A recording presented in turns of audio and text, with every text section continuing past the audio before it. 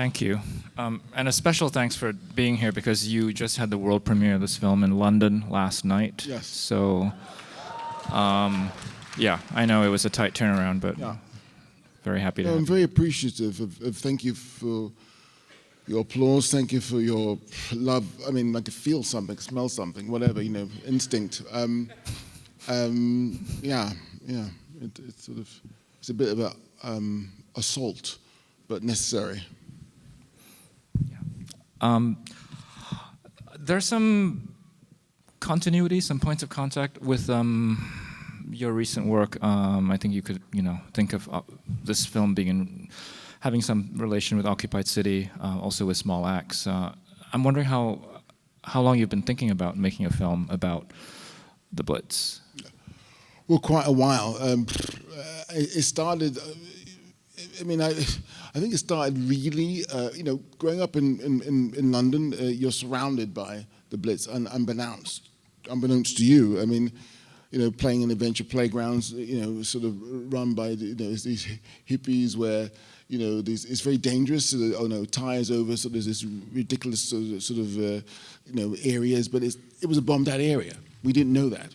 Going back home from the adventure playground to these terrace houses, and it being interrupted by a 50s building, and it continuing. Okay, that 50s building was where an explosion obviously fell. So it was surrounding us all the time. And then in 2003, I was in Iraq. I was the war artist. Mm-hmm. There's a thing called the war artist in Britain, since the crime being more ridiculous but true. I was one of them.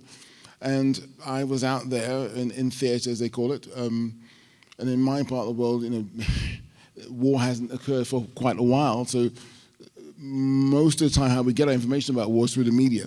So there was I on the ground with the troops, the British troops in Iraq. And it was really weird. It's the first time I've actually felt a certain sense of nationalism in a way. Mm-hmm. Accents from all over the country, having this sort of really sort of bond. And the perversity of it was that I was having this sort of bond through war. That's war gave me this bond. And at that point I thought, it'd be interesting to look at what happened in 1940 during the Blitz, and doing some research on Small Axe. Fast forward, I came across this image of a boy, a black child, standing on the railway station, waiting to be sort of taken away, evacuated, very large suitcase and an overcoat and a cap. And I thought, who are you? And I want to know more about you. Mm. To come back to the Iraq project when you were the official war artist, was that the Stamps project? Yeah, it was a Stamps project. What it was I did this thing where it was a situation when I was in Iraq. What was interesting for me was the actual individual troops and not numbers. Not often when you come back home, it's just the numbers. And of course, I was with these guys, whatever, and I thought about. But basically, I like the idea of letters, of war letters. What I wanted to do is actually get into the bloodstream of the country, And I thought, okay, if they put their image on a stamp, because at that time, the only time a portrait could be on a stamp in the UK is if you're a member of your family or if you're dead. And I thought, okay, the best person to sort of be on the stamp is someone who fought for Queen and country, and that would be one of the troops. Anyway, fast forward, I would go to the minister, and the Imperial War Museum. They were very supportive, but the sort of Ministry of Defense were not supportive at all. They didn't want it. They said to me at one point, "Oh, why don't you do landscapes?" I thought, well, the troops fight in landscapes. Moving on, I got in contact with the next of kin of the soldiers that died. They were very supportive, and as about 93% of them sort of responded with the portraits of their loved ones. And I did a facsimile of the stamps because the Royal Mail didn't want to do it. And it sits right now in the Imperial War Museum in the permanent collection. But there was early day motion in Parliament. But the whole idea of you sort of coming down to your front door, picking up your mail, and being confronted by an image of this person who apparently died for you and country, for you and Queen and country, I thought that could be very sort of poignant in a way of avoiding the media, getting to you directly through just a one-on-one sort of how can I say, engagement. That was all. I'm speaking very quickly because we only got 20 minutes, so sorry. It's all right. machine gunning That's answers. appreciate that. Thank you. No pun intended. Excuse me. The photograph you mentioned that you discovered while researching Small Axe. Did you ever figure out who the boy was? Unfortunately not, but who knows? Hopefully the process of this, we will, yes. It was a black boy who was being evacuated at the... Listen, at the time, there was quite a few black children who were evacuated too, as well as other people. And it's just that kid, that small kid, his coat was too large, his suitcase was too big, and that cap, and he's so sweet. And I want to know, where are you going? And again, you don't forget, these kids, there's 800,000 children that were evacuated. 800,000, from like 4 to, upwards, and, whatever. And their parents didn't know where they were going. They didn't know when they were coming back. Brothers and sisters and family members were separated. It was heavy. You couldn't imagine doing that now, ever. You mentioned Small Axe, and I think the final film in the Small Axe series, Education, is also it's told from, it's about a child. It's told from the perspective of a child, and yeah. I'm curious to hear you. I know the photograph was the inspiration, but can you say a little bit more of the decision to make a film about war that is told through the perspective, the experience of a child? Well, I just wanted to get to a situation where we could... I was interested in what happened before we compromised, what happened before we turned a blind eye, what happened before we pretended not to listen. As a child, it's good or bad, right and wrong, and that's it. So I just like the idea of refocusing our gaze, the audience's gaze, onto war in a way where we can actually have a bit of sanity rather than all the sort of complications we put in front of us. I wanted right and wrong, I wanted good or bad, and that was it. I want to confront this sort of situation of what it really is. I mean, killing anyone is not a good idea in any shape, form, or way. And just wanted to get back to that. That's all. Just wanted to sort of, how do we get here? And often through a child's eyes, one can, understand that.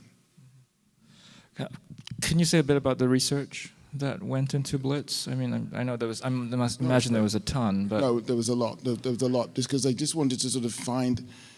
I worked with a historian called Joshua Levine, who wrote the book called The Secret History of the Blitz, of course, and I went back to the Royal, Imperial War Museum because I made a lot of friends there, and a lot of researchers, just to sort of get the idea of the landscape.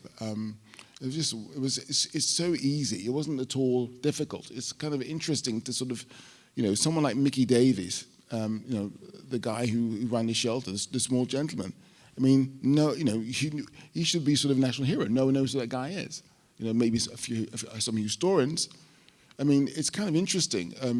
Again, it's so interesting to sort of dig, not even shallow mining, and find out the environment of London was, as Joshua says, center of London was very cosmopolitan.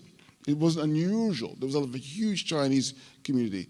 There was black. There were like, there's a place in London. There was the third area called Seven Dials. There were 3 black clubs. It was, but you never see this depicted in movies at all, do you? I mean, it's kind of interesting. It's like, again, for me, it was just like sort of, cowboys and Indians and finding out Native Americans aren't the bad guys, I mean, also, I dare anyone to make a movie about the Blitz or London at war and do it any other way. I dare you. In fact, I double dare you. The truth is the truth is the truth. I'd love to hear you talk about your actors. As we said earlier, sadly, they're not here. Yes. They were supposed to be here. Elliott's coming tomorrow, guys, so... Well, not here, unfortunately. He's not here, but he's coming tomorrow. Okay. No, he was very excited to be here, unfortunately. I know. We heard he just landed, so couldn't make it to... No, but he's an amazing gentleman. Let's start with him. He's amazing, Elliott. I mean, again, you write this thing and you think, oh my God, then you stop, this could be kind of interesting. And then you say, does George exist? And then we auditioned, we threw our net, large and wide, and this kid came on tape, and he had this stillness. He had this real stillness. You know, he's still, and you thought you knew what he was thinking, and then even if you didn't know what he was thinking, you wanted to know what he was thinking, so you would look and look and look, and he had you. He had you. He's like a solid movie star. You know, there's a poise. There's something that you want to engage with. He's beautiful, absolutely gorgeous. And then, of course, Saoirse, which is Saoirse. She's extraordinary. But what's interesting about Saoirse is that you can't take it for granted that people are going to do something special. But there was a trust, and I very much appreciated that. But what was interesting about Saoirse, of course, she started at 9 years old herself. George started our film at 8 and became 9, and I think she just took him under her wing immediately. And from that, it was that care was reciprocated by Elliott to Saoirse, and there was a real bond. There was a real love there. There was a real connection. So what you see is real. You know, I mean, I didn't have to do too much at all. It was other than action, and it's in focus. Let's rock. Let's go. You know, because it was so they loved being with each other, and also with Paul Weller. I mean, Paul was, I asked him, I just thought if you could write a song, you could perform a song, you can act. I mean, maybe that's a bit simple. This is his first role, right? First role. And I spoke to him, and he said, "Nah, I can't do that." I said, "Paul, I think you give it a go." So we had a conversation. I helped him an acting coach, and then we worked, and it was wonderful because you had a 66-year-old guy, you had a 29-year-old woman, and a 9-year-old boy, and they loved being together. They loved playing together. They loved their company, and it wasn't about hierarchy. It was none of that. It was just loving to play. And Paul, no cliche. He likes to jam as a musician, likes to play, and it was just gorgeous. It was really wonderful to see. It was like, oh, can't that be my family? And one of them, you said Saoirse does many things in the film, and one of them is sing. Yeah, that was the thing. I didn't know she could sing. So that was, oh, blimey. I mean, she's like, you can't sing. Well, I'm not too sure. But anyway, she obviously hadn't. She said she could hold a tune. She said to me, and then she worked with a singing coach, and it was. And I was like praying, of course. And then the singing coach rang me and said, "My George, she's got it." Well, not like that. She's Scottish. She didn't say that like that. She's Scottish. She wouldn't say that. Moving on swiftly.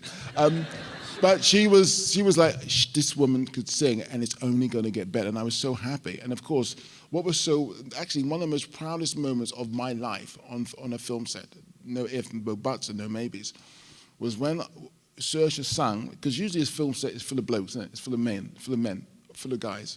Fine, no problem. It is what it is. But what happened was on that set, the dominant majority of people were women. It's 450 women, and it was just, the atmosphere changed. It was beautiful. They saw themselves, they saw Saoirse singing to them, and it was just so infectious. It was just powerful. And of course, what they were doing, they were being portrayed. Because don't forget, women at that time were the emotional, how can I say, emotional and physical backbone of the country. But the images like this have never been visualized. It's like, okay, it's kind of crazy, isn't it? And it was just beautiful to have that, and to sort of be present when she was singing them. It's gorgeous. Sorry, went on a bit, but there you go. What's the time now? No, we have a few minutes. We can go, but I'm speaking as quick as I can, Dennis. Doing really, really well. It's sort of a research question as well, because your production designer, I think, is here. Oh, my God, I apologize. Adam Stockhausen, where are you? I know he's shy. Stand up, Adam Stockhausen. Where are you? Okay, there he is. Amazing, Adam Stockhausen. Incredible. Absolutely incredible. Absolutely. I mean, what do I say? I think he's seeing it tonight for the first time. Anyway, but you can maybe talk a little bit about your work with Adam in terms of just creating this world. Yeah, I mean, Adam is amazing. I mean, again, sorry, I'm going to embarrass you. Anyway, no, he's incredible. I mean, hey, is he not? Come on, please. I think what's interesting about Adam, because it was all, I think we both are not particular fans of green or blues or orange screens or whatever they're called. And I think for actors, the performance in an environment is always better. It's always better depth. The environment, the tactility of something. So what was interesting about Adam is that he went all over the country, and all over London looking for locations, because I said we want real locations. That's what he wanted, real locations. And also the build. I mean, I think the most impressive thing, of course, is something. Listen, you have to do one-on-one with Adam on his own, because I just fast forward. But the most impressive thing was the tube station, of course, and to flood that, and Adam built that, and the engineering and that requirements that went into that, extraordinary. I mean, in the real deal. And of course, there's one of the things I love about Adam the most is that you write something and you put something together and and say, yeah, this area, whatever. And Adam came to me one day and said, well, there's something. We were doing the dance hall, the first dance place. And he said, oh, well, there's this area upstairs. I want to show you something as well. There's this place, it was upstairs, I think, upstairs. So, okay, show me this thing upstairs. Oh, downstairs. So I go downstairs, and it's this huge snooker room. And there's a queue, what are they called? Pool cue, no, snooker queues, sorry, all around the room, and in cases. And I thought, what is this place? It's like an old club, it's a kind of a social club, old social club. And this old social club was intact. It was actually where First World War soldiers had left their queues and had never come back to collect them. It was amazing. So it was alive, And I thought, oh yeah, and I said, yeah, well, that's a great place for the criminals. And Adam's done this again. He's done it again, I think, Widows, when we were doing the thing with Daniel Kaluuya. It was an old, I think, abandoned sort of sports center again. So he's a storyteller. He's a designer, but he's a storyteller. He's not just sort of giving you things. He's this could be interesting for this. So yeah, I mean, there's too much to talk about. But again, it's great. Thank you, Adam.